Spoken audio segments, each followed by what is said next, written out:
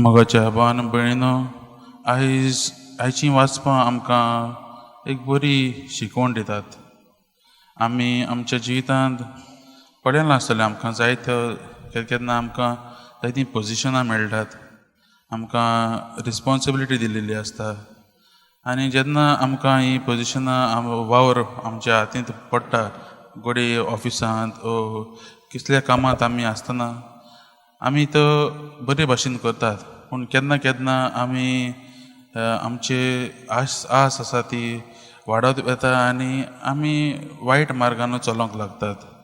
तर आयचीं तिनूय वचपां आमकां हेंच शिकयतात. पयल्या वचपांत आमी पळयत जाल्यार इसायास प्रवाद्या वरवीं देव शेबानाक सांगता की तो ताच्या ह्या वावर दिलेलो आसा तो सारको करिना आसलो. शेबाना जावन आसलो इज्रायलाच्या राजमहालाचो कारभारी आनी तो ताका वाव दिल्लो आसलो तो सारको पाडिना आसलो.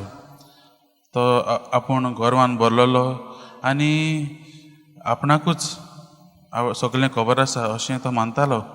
आनी देव इसायास प्रवाद्या वरवीं ताका हें सांगूंक सोदता की तो ताका काडून उडयतलो म्हणून. कित्याक काय घोडी तो एक गर्वान भरलेलो, पूण तो ताका ती जबाबदारी दिल्ली आसली ती तो सारको मानून घेना, सारको पाडिना आसलो. आनी जेरुसाल्याक आनी जुदेयाक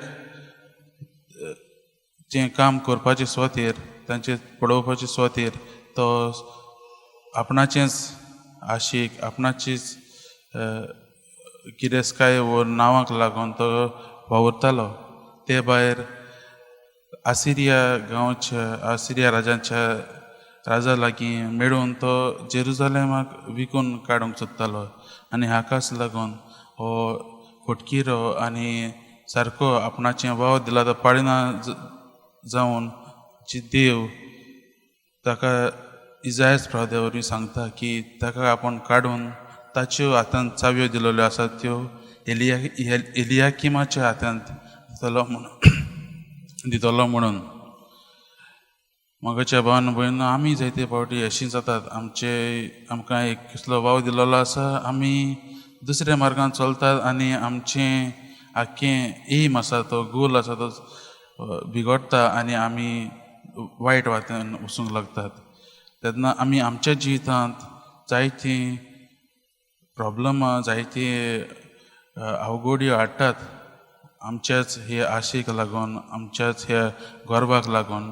तर जे देवान तें दिल्लें काम आमकां दिल्लें तें आमी ल्हानविकायेन करूंक आयचें पयलें वचप आमकां सांगता. आयच्या शुभ वर्तमानाक आमी पळयता जेजू जाणा तो आपूण देव म्हणून, देवाचो पूत म्हणून, देवान मागलोलो म्हणून, क्रिस्त म्हणून तो जाणा. पूण तरी आसून ताका जाय लोक आपणाक कितें म्हणून मानतात काय म्हणून. आनी तो शिश्यां लागीं आनी आमच्या सगळ्यां लागीं हे दोन प्रश्न घालता. लोक हे मनशाच्या पुताक कितें म्हणून मानतात. आनी शीस ताका सांगतात की लोकां मदें जायते दुबाव आसात, लोकां मदें गैरसमजणी आसा. ताका ते जुआंव म्हूण मानतात, एलिजा म्हूण मानतात, जेरेमियास प्रवादी म्हूण मानतात. जाल्यार जायते प्रवाद्यांचीं नांवां ते घेतात.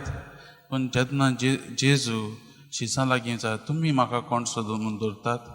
आनी शिमांव पेद्रू एक खारवी तो नुस्तेकार तो म्हणटा तूं जावन आसा जिवे देवाचो पूत.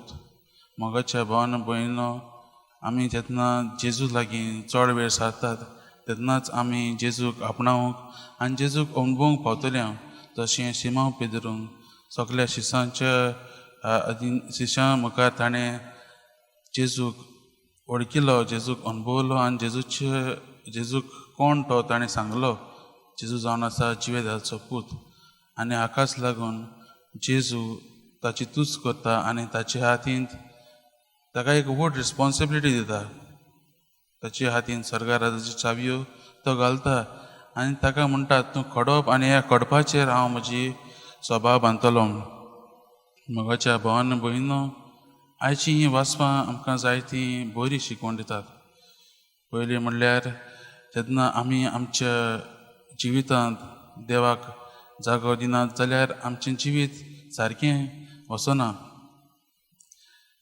पेद्रू एक कारवी सादो मनीस तो देवा जेजू लागीं ताणें जायतो वेळ सारलेलो आनी हें तो कितें आज जबाब दिता तो ताच्या उतरांनी न्हू पूण देव बाप ताका तो उक्त्या करता. जेन्ना आमी जेजू लागीं आमचो वेळ चड सारता तेन्ना आमच्या जिवितांत कसलीं प्रॉब्लमां आसात कसले त्रास आसात ते देव बाब आमकां सुटावे करतलो. तो आपल्या पवित्र आत्म्याक धाडटलो आनी ते सुटावे करून सोडटलो. मोगाच्या भावन भयणीनो, जेन्ना आमी देवा लागीं बरोबर आसतात तेन्ना आमी आमकां जबाबदारी दिल्ली ती आमी बरे तरेन पाळोवंक लागतात. जेन्ना आमी आमचेच आशीक सेबना भाशेन आमी आमचेच गर्वाक लागून आमचेच आशेक लागून वावुरता तेन्ना आमी वायट मार्गार वचूंक लागतात.